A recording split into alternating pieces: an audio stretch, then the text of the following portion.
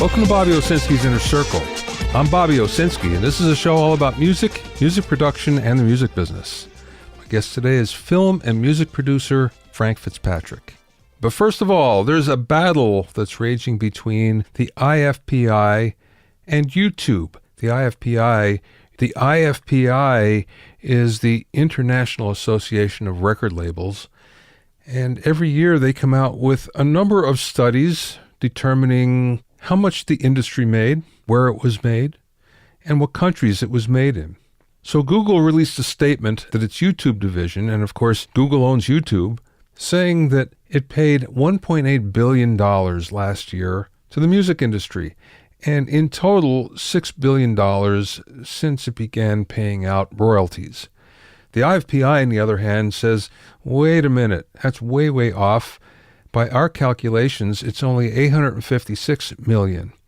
And they should know because they're polling the different record labels. Record labels have no reason to lie about this, because if it was more money, they'd be happy to say that there's more money being made. After all, they do want to be friends with YouTube, and YouTube really isn't making it easy.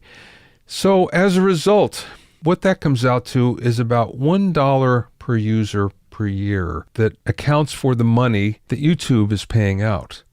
On the other hand, there are 272 million paid subscribers to streaming services, and that accounts for about $20 per year. Just last year alone, it was $5.6 billion that was collected just from streaming services. The record labels call this the value gap, and it's a really big point of contention for everybody in the music business. The other thing about YouTube is they didn't really give any methodology as to how all of this was computed. So they say there's $1.8 billion that they paid out, but they don't say how it was collected, where it went to. So it could be just a figure that's pulled out of thin air. More than likely, it's a fudged figure. But one thing that we do know is that 47% of the time that people spend on YouTube, they spend listening to music. And 35% of those people say they won't subscribe to a streaming service because YouTube is free. So this turns out to be why the music business really doesn't like YouTube. There's a lot of people getting a lot of free music, and in the end, it's the record labels, it's the publishers, it's the songwriters, and the artists that are really taking a beating here. So let's hope that this changes sometime soon. It's better to get paid than not to get paid, but on the other hand, everybody wants their fair shake.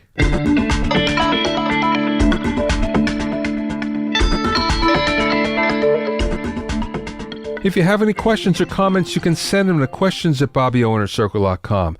Don't forget about my online courses on mixing, production, branding, and music business success at BobbyOwsinskiCourses.com. Also, get an expert analysis and objective opinion of your songs and mixes as a member of my Hitmakers Club.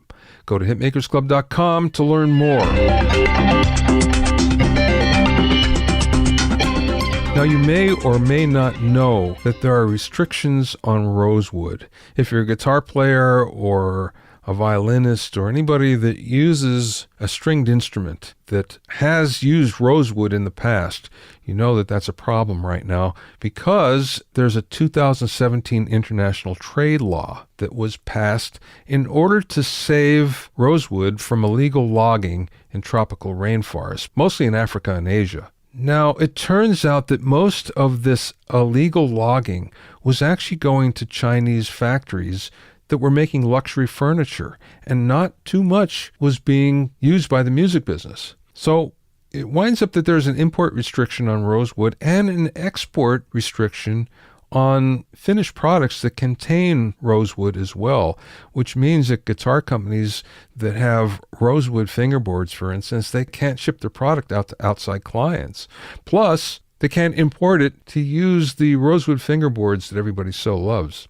Now, all this is a result of the Convention on International Trade in Endangered Species of Wild Fauna and Flora, CITES for short. And it's all part of wildlife smuggling. This is just a small part of all this. It protects 300 species of rosewood that's used in guitars and violins and xylophones and even bagpipes. Manufacturers have lost millions of dollars in all of this. However, the good news is Seitz just had a conference where they considered easing restrictions for instrument makers in particular. They found that using rosewood in musical instruments is not detrimental to rosewood forests, contrary to popular belief. So there's no resolution yet. That being said, the process has started to ease those rosewood regulations, which is good news for stringed instrument manufacturers and good news for musicians as well. My guest today is Frank Fitzpatrick, who's a multi-platinum selling record producer, Grammy-nominated songwriter, social entrepreneur, and award-winning filmmaker. Frank started in the business in concert promotion, but soon became a protege of hit producer Richard Perry. His eyes were always on music for film rather than hit songs, though. He's been quite successful at it, too, with major credits like Friday, The High School Musical, The Larry Sanders Show, Pirates of Silicon Valley, and the Scary Movie franchise, among others. Being socially aware and dedicated to optimizing the human potential, Frank has been a delegate to the Skoll World Forum on Social Entrepreneurship, a columnist for the Huffington Post, and has presented at and helped lead numerous international forums and workshops, including for Facebook, Mind Valley, TEDx, Esalen, the Vatican, Singularity University, Shanghai Academy, and many more. In the interview, we talked about working with the notoriously tough Richard Perry, the future of music for film, working on a video with the Pope and Dalai Lama, and much more. We spoke via Skype from his home in Los Angeles. I know all about your background, but some people who are listening probably don't. So take me back to the beginning where you started and got in the business.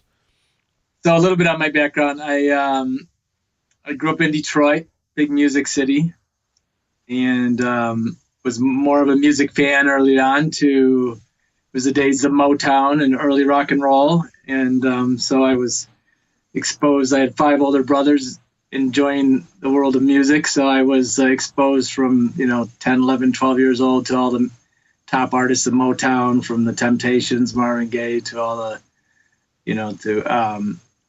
and to all the early artists of R&B, from Aretha and et cetera, and then to all the early rock and roll that went through Detroit. Detroit was a big rock and roll hub for the U.S., so Led Zeppelin, the Rolling Stones, everybody that was kind of doing the stadium rockers those days.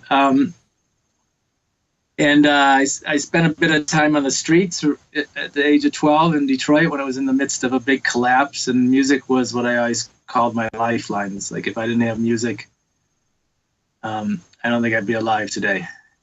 So I always really appreciated the value of music beyond something more than entertainment, and decided pretty young I wanted to do something with music that could help people and give them, inspiration and motivation, and something to take them through the best of times and the worst of times.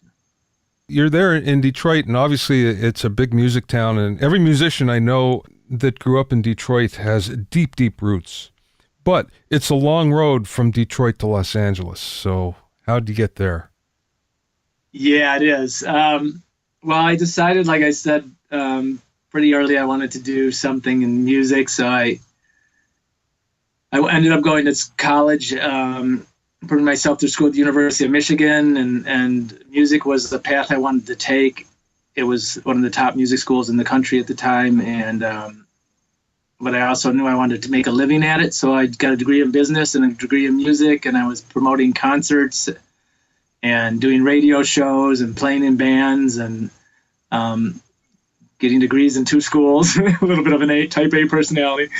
And I, at the time, I knew I was either going to kind of follow in the footsteps of making records kind of, in the lines of Quincy Jones, or go to, that would be West Coast, and New York would be East Coast, and kind of go in the lines of George Wein and promote concerts, And I, in addition to all the stuff I was kind of already doing within the throes of the business, producing shows from people like Miles Davis to, lots of jazz and alternative jazz, to Ray Charles, to early Prince, to I did some work for some favors for the Pointer Sisters, who were being produced by the time by another Michigan alumni, Richard Perry, big producer at the time. He was probably the top pop producer at the time. if Quincy was a top R&B producer. And I went out to LA during my senior year. I went to New York to look at jobs with George Wein and Company. I went out to LA to look at jobs, and Richard decided to move me out to LA as soon as I graduated. So that was my entree to LA. I packed up my car and drove across the country. It is far. Yeah. And thought I'd stay for a year, and here I am, 30-something years later. Richard Perry is a pretty good person to learn from, that's for sure. And especially at the time, he was hot. Yeah, he was hot. We were doing the Pointer Sisters breakout LP, which was their launch back into stardom, and kind of crazy stuff like the Julio Iglesias, Willie Nelson duets, and Diana Ross, Willie Nelson duets, that kind of... So it was quite a change for me, because I came from the world of, Miles Davis, Ornette Coleman, Weather Report. Maybe as pop as I was going at that time was Ray Charles. Prince, who wasn't that pop, but to the early '80s and the pop R&B crossover of pure radio. So it was quite a transition. And I used to say, when I was working at Studio 55, Planet Records, what they would do in Hollywood is go back to Philly and Chicago and Memphis and Detroit, get all the great musicians, bring them out to LA, put them into a microwave, and put them on vinyl. Let me ask you a Richard Perry question. Ken Scott told me a story about Richard, and I just want to see if you saw this. They were doing a Harry Nilsson album, and Richard apparently really liked to work musicians hard. It was nothing to do 80, 90, 100 takes, because he felt like after they got tired, then they get good again, and then they would really get it. But apparently, where some people have perfect pitch, he had a memory for takes, and he would sit there and say, okay, take the intro from take number 35 and the first verse from take number 18, and go on and on. And Ken said one day they thought they would see if this is really the case. So they took one from take number 55 instead of take number 54. And Richard caught it right away. Said, no, that's the wrong one. Right. Did you ever experience something like that with him? Well, a couple of those pieces. One is, I think the first session I sat in on with them, they were cutting something for the Pointers, and it was, in those days, all the demos were live. He would record everything in a couple of different keys, and he would record it in a couple of different tempos before he made it. So he was really, in terms of the 100 takes, he was very particular. But the first session I sat in on, it wasn't so easy back then to do that, because it was all 48 tracks of tape with him. So in the first session I sat in on, it was a 4-hour bongo session overdub. Okay. Yeah, nonstop, take after take after take. Wow.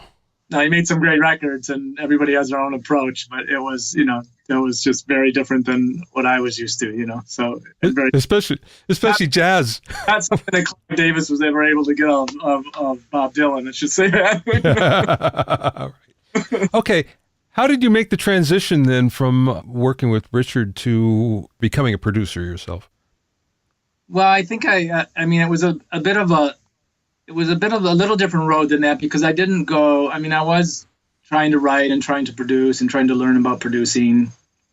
But when I had a shift that was a little different than that, because I went out with the intention of becoming a record producer, and I kind of studied and developed my skills that way, from the musicianship to the ears and the knowing and kind of following music and knowing different artists.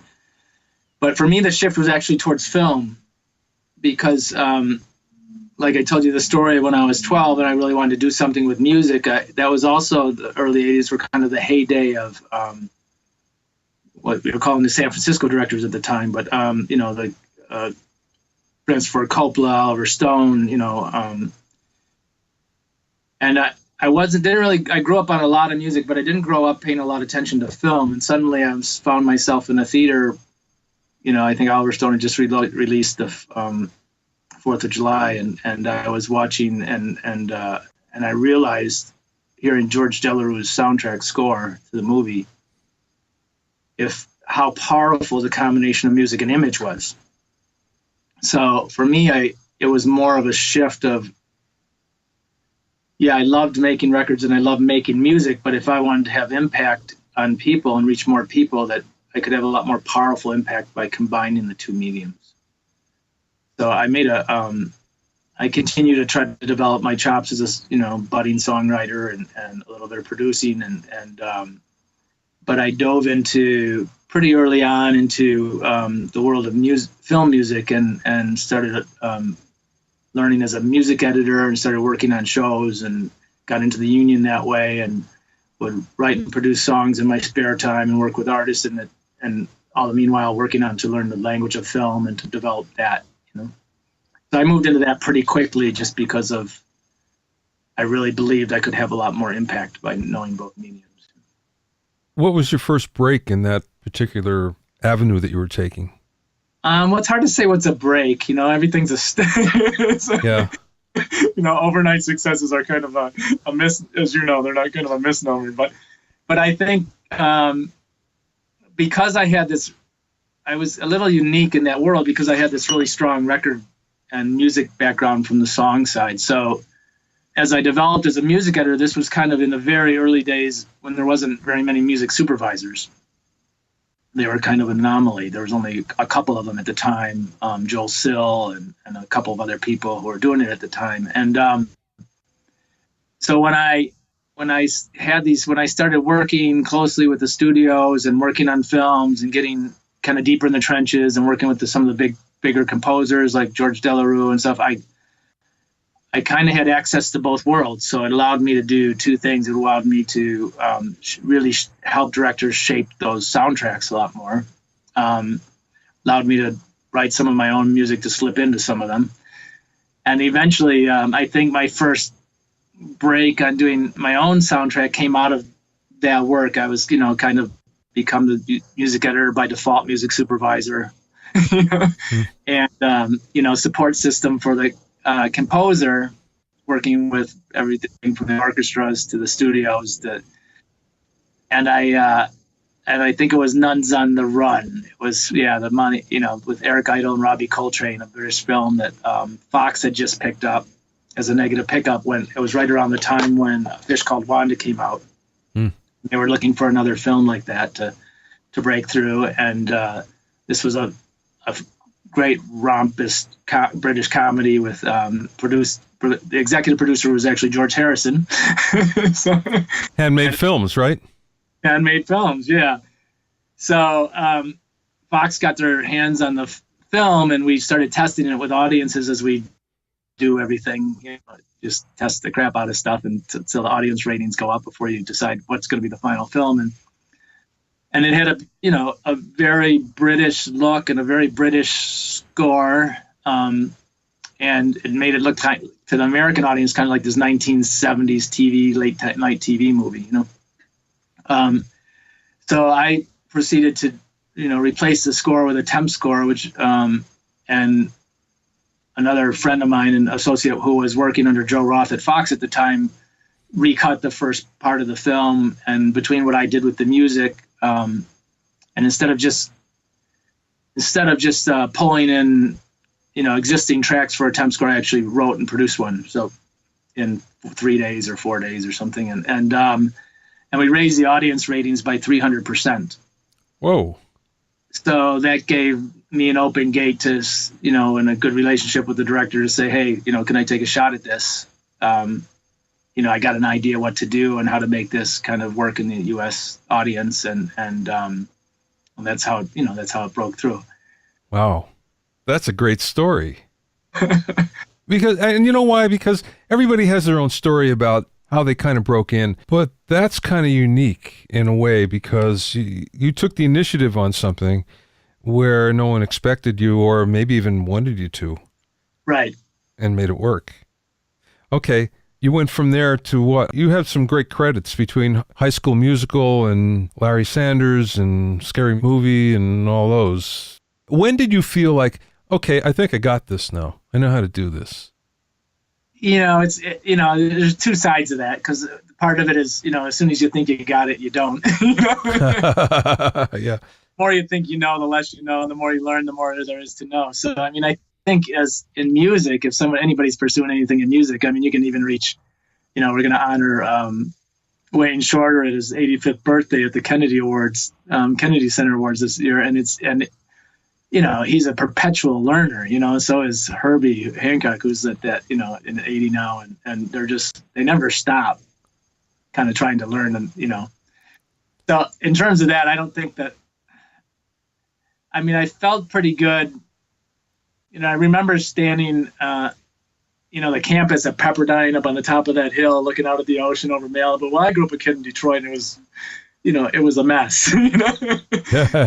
standing there after my, I don't remember if it was after my first film or after I did Friday, which was a big early hit. And I just going, just for me, just really grateful and just couldn't imagine that I could actually be standing in this place and creating music for a living.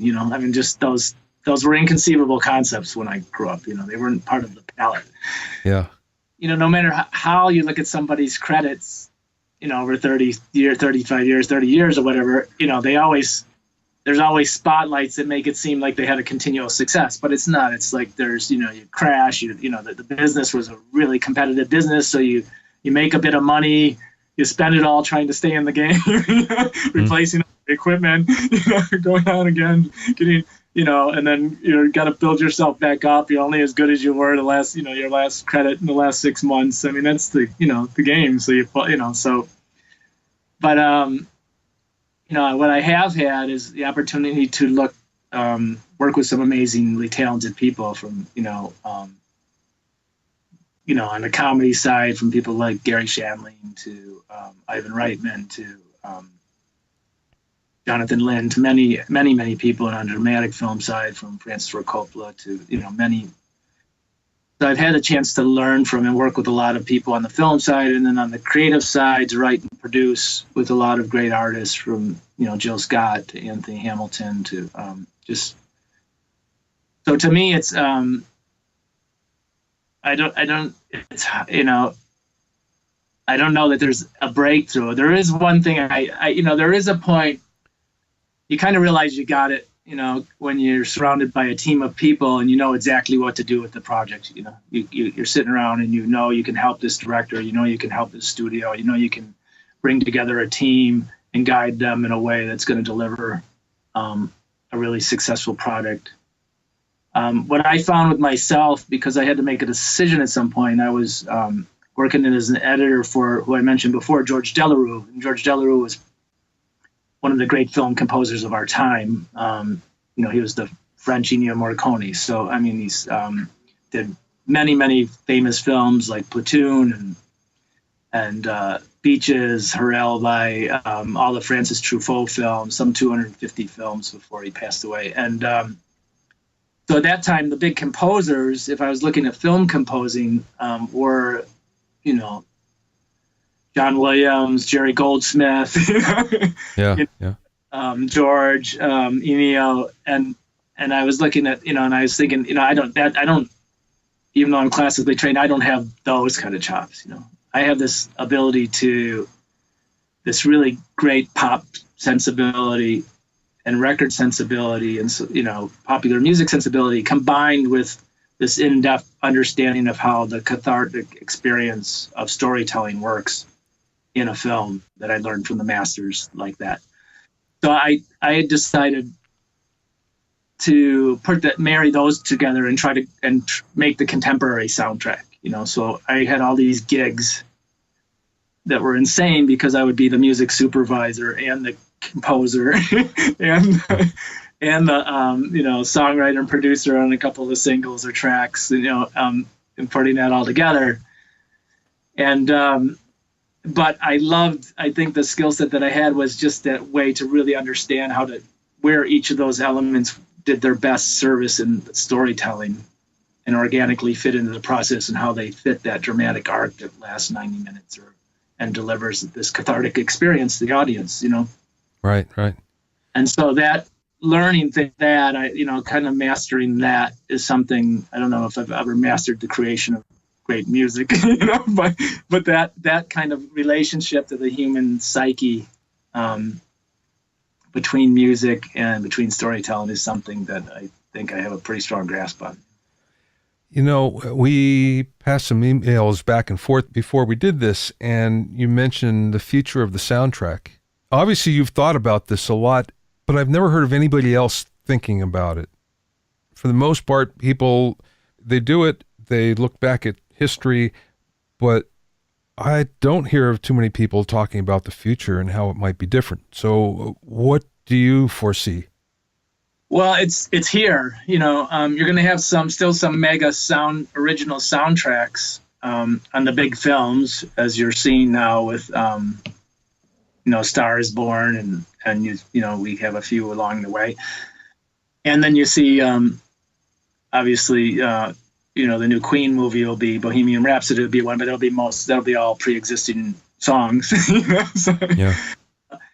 But for the big studios, when you get these movies that are budgeted over $100 million, you're $5 million into the music. For an independent filmmaker, and for the average film, the soundtrack market is very soft. Compilation records are hard to make. They don't exist well in the marketplace, just for a number of reasons, because people can get the individual tracks now, and because of the multiple platforms. And if you have something that was pre-existing, it's going to exist somewhere else besides your record. Yeah. So, and people are not buying CDs as much, and as you know, and even the download world is starting to go away. So where do we end up? Well, we end up with the streaming world, which is good and challenging in another way. But one opportunity that it provides for filmmakers, and I can give you an example because I'm releasing an independent film now, where I'm taking advantage of this. So maybe I'll just talk about it through the example. Yeah, please. I was going to ask you about it next anyway. Okay, so the film is a romantic comedy called Love Jacked, and the director, he wanted to have kind of a timeless soundtrack. So he has a real affinity to classic old R&B songs. So we have tracks from the Temptations, Stevie Wonder, and up to Bruno Mars, which isn't such an old classic, but Dionne Warwick and more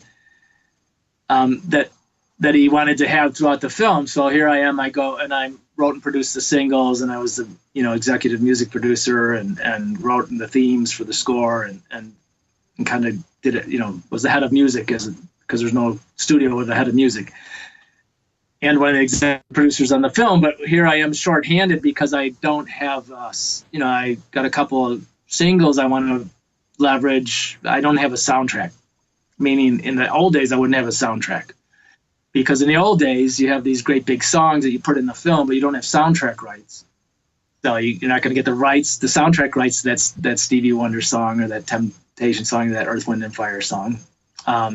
Even if you had the money to pay for them, it wouldn't do you any good because people could get the songs everywhere else, so they wouldn't buy them off your soundtrack anyways. Yeah, so you're just a promotional tool for everybody else. And then I have these like 3 original songs that are just sitting out there by themselves, and because it's an independent film, I don't have major artists on them. I don't have a Jennifer Hudson or somebody on the single that's going to drive it. So with streaming, now suddenly I have this chance where, okay, I can build a soundtrack. I can offer it on, this particular one is on the 4 major streaming platforms, the biggest platforms. And I can offer it as a playlist. And I don't have to own the rights to those songs to put on the soundtrack. And I can give that soundtrack away fundamentally for free, all the fans of the film, as a promotional tool for the film and as a giveaway, kind of to carry the life of the film forward in the minds of the viewers, like a soundtrack would. It doesn't become a big income play like you would with a traditional old record, like, with like the Friday soundtrack where it earned more money than the movie. Yeah. But it does come in terms of somebody being able to have a great soundtrack. So we have this great, sort of big chill-ish soundtrack, with all these classic R&B hits and major artists. And then I could implant into that or embed into that 3 singles with newer, kind of lesser known artists, and offered on all the major platforms as the soundtrack. Suddenly we have a soundtrack. Just as a playlist, you're saying? Yeah, but that soundtrack albums are going to be. Yeah. The playlist, right? So I mean, a few people will download, but another year or two, 90% of them will be listening to them on prepaid services. Yeah. So it creates this opportunity, and it's funny. I was doing it, and we were getting ready to. We were, doing a premiere on the film, and then Spotify just ran an article, or somebody ran an article about Spotify in the Wall Street Journal, saying Spotify is coming up now with the new invention of the soundtrack, the playlist soundtrack, and releasing the first film to ever do a playlist soundtrack. Coming, and I don't know when it's forthcoming, but it's but it's just a complete game shift, because you're able to do that because those rights are already owned and respectively paid on the back end from the DSPs, the providers, Sure. to the artist. So you're not having to go and own and license those rights, Yes, but you can't make any money from it either, though. That's the downside. Yeah, well, the truth is, if you were to pay for those rights, you wouldn't make any money off it anyways. Yeah. So, I mean, I can make, I make money off. So, I mean, you don't make any money off the playlist, but you do make money off of whatever you have on that playlist. So right now, the opportunity for the singles game is to be on the most popular playlist. That's it. Like, you have a good R&B track, you want to be on Spotify's hits of R&B playlists. That's the only way you're going to get enough play to get enough streaming income to make it worth it, right? Yeah. So in this way, I can take these unknown, lesser known songs. If I can get popularity among the playlists of the soundtrack, then all the songs on that gain popularity. So it allows you to put new songs, new artists into and surround them by major artists in a way that you can help them gain popularity and get popularity to those singles. It's guilt by association. Those new things that I own 100%, but it's how, it's how. Okay, that's cool. I don't ever remember anybody talking about that, but it makes perfect sense, because what other way is there? well, there's still the old game. You can still, studios still release records. Most of them release them anyways, but it's usually because they license and own the sounds and put them on that right. And then one of their most of their income most of it's already paid for by them because they own the content, and then they get residual back end income off of whatever streaming dollars come in, as small as they might be. It's just adds to the pot for them. CDs are still around, and it's still almost $1 billion business in the United States alone.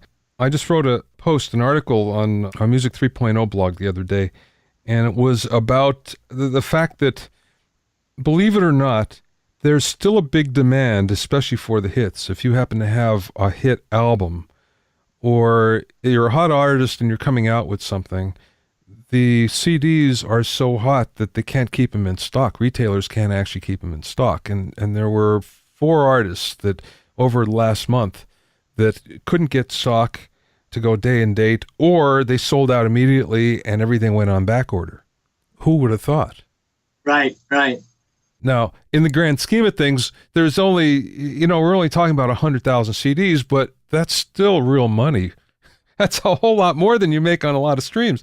It's a lot better money than you'll ever make on streaming, as is downloads. Yeah. So downloads are still here.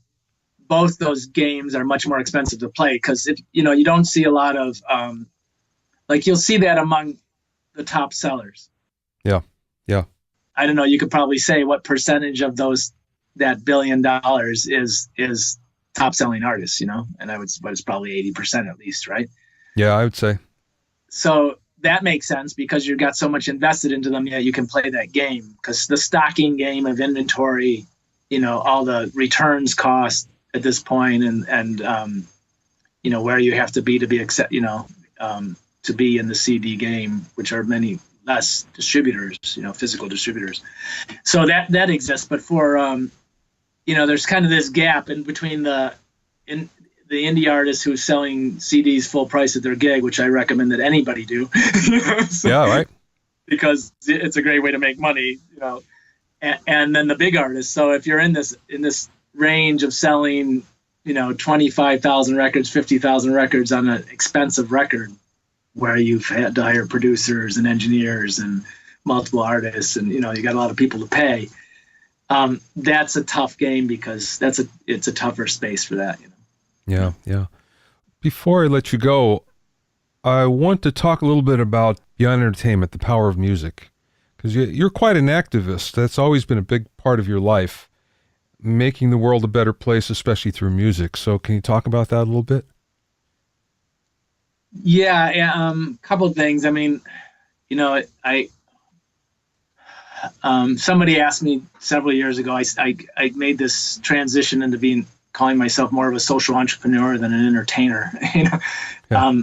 About a dozen years ago. And I was a little burned out on Hollywood, and I started looking at why I got into the music and film game, and realized that it was to have positive impact on the world, and just decided to kind of take a step back and see how I could make sure I was shaping what I was doing to do specifically that. And, somebody around that time was asking me, don't you get excited to waking up in the morning knowing you get to write music or work on a film or do the, and I go, no, what actually gets me really excited now is knowing the potential of what we can do in the world with those tools and doing that. Because, music is, I don't want to be cliche and but it is just one of the most powerful transformative tools that we have on the planet that's totally underused in the areas where it can be most powerful, like it's beyond entertainment. So I'm part of the faculty of Singularity University Exponential Medicine Conference, and I speak about music and health, and have kind of done a lot of deep studies into that, how music can transform and does transform health and the potential of what we can do, everything from cancer to Alzheimer, dementia to, child development. And then I've hosted and facilitated a lot of think tanks around the world of bringing music and media into education and how it affects the learning process and eventual success of the child in their later life. So I'm just impassioned by that, and just, it was never my intention to go out and be. John McHugh interviewed me for one of his shows once, and he called me the music minister. So it was never my intention to become the music minister, But I just, as I was actually doing my work as a social entrepreneur, and seeing what people like Gates and Jeff Skoll and people were doing in the world, and then what was happening in music education, just music was so out of the mix, and there was such a limited scope on, that music is either a commodity or source of entertainment, and beyond that, it's just a charity model. And I just, I'm committed to shift that perception and to bring it into the places that we need it most, and whatever that takes. And I've speak around the world about it, from TED Talks to, different platforms. And I've done a lot, I'm just finishing up a book, the process of that on to get out on it. And, have developed pilot programs and tools for curriculums for at-risk kids and technologies to deploy it across, the learning about it across, large scale systems. And so it's I know you're committed to it too. A lot of us are. And it's still amazes. It never ceases to amaze me two things: how much we can do with the power of music to help people, one, and two, how much there is in a gap of that understanding in the general populace and the people who would typically fund those areas of need, Yeah, I agree. And I know you're trying very hard to bridge that gap. It takes all of us, man. It's not me. I'm just a catalyst, I'm just a spark in the fire. So I'm just trying to. Okay, Frank, last question for you. You've been an entrepreneur for a long time, so this is perfect for you. What's the best piece of business advice that either somebody imparted to you or maybe you learned yourself along the way? Well, generally, I would say find a way to make money and then and keep doing the things you love too. but I think that it's really important. I stopped looking at music as a standalone commodity probably 15 years ago. I mean, because the continued devaluation of it as a standalone commodity is going to continue towards zero for the major part. There will always be money made in it. So the key is really to look at music within the context of something that it makes stronger, So whether it's for film, whether it's for a campaign, whether it's to build your brand, if you're an artist, you have to kind of think of yourself not just by the music you write, but it's the music that creates the image of who you are. Yeah. So just really music as like the secret sauce that you put into whatever you're making, and not the main ingredient. Yeah. Yeah. I think we do a real disservice by focusing on the traditional ways of the music business. All we keep doing is coming up with new platforms and new technologies to sell music in exactly the same way. Yeah. Entertainment. So if I was to advise Larry Page or one of the guys that, heads of Google on where they should go with music instead of Google Play, I would say go specifically into music. And, the next level of the music industry will be healthcare. Yeah. Because it's valued at a whole different level. So there's another thing about, like when you say you've made it, and I think to me, I don't like look at goals of making it so much as like once I've got my Grammy, once I've got my, once I have a hit record, it's really about levels of mastery. So, finding something in the craft that or the use of the craft that you can master. And when you feel that you've been able to apply that mastery in a way that's effective. So I'll give you an example. I did a project about a year and a half ago for Pope Francis and the Dalai Lama and some of the spiritual leaders gathered together as part of the End Slavery campaign to stop human trafficking and slavery. So the goal was to create something. It was a collaboration with one of the world leading humanitarian photographers, Lisa Christine, who's that movie Sold was made about. I don't know if you ever saw it. Yeah. And so the goal is, how could you take, if you had 3 minutes and you had a room of all the world leaders who are about, and these are world leaders that are very strategic thinkers, not creative thinkers, judges, prosecutors, lawyers, political figures that are trying to solve this huge, horrendous problem of human trafficking and slavery in a room together, and you had 3 minutes with them. What could you do with music and image that could make a difference?